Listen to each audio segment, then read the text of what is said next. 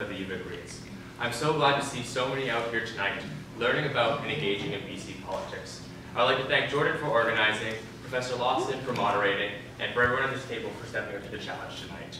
I'm going to tell you about my favorite part of the Green Party. Recently, I was at an undergraduate's political science career night, and I had the chance to speak with a BC Liberal candidate.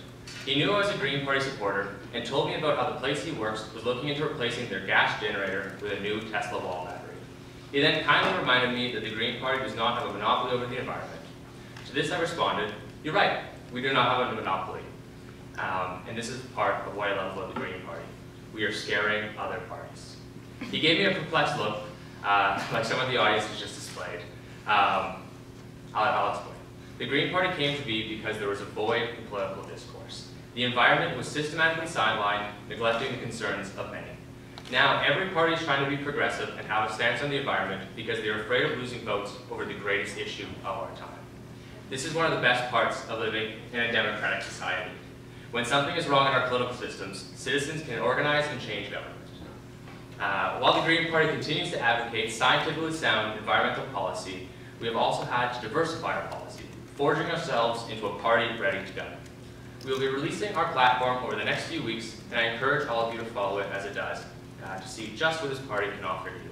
While you're waiting, feel free to look into some of the 20 bills that MLA and BC Greens leader Andrew Weaver has proposed over the previous month.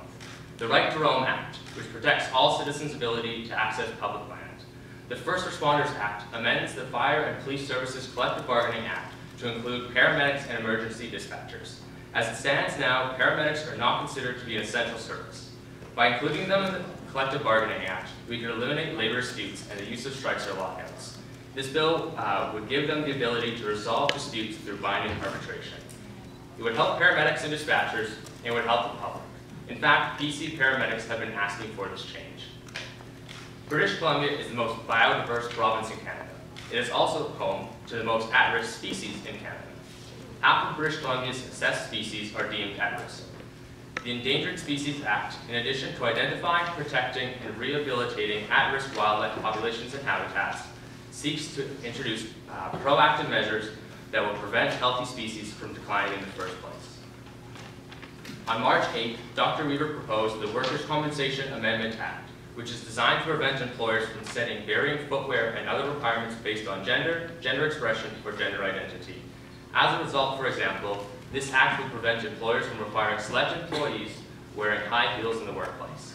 This bill has quickly received international attention, with the British and Brazilian governments both discussing similar courses of action.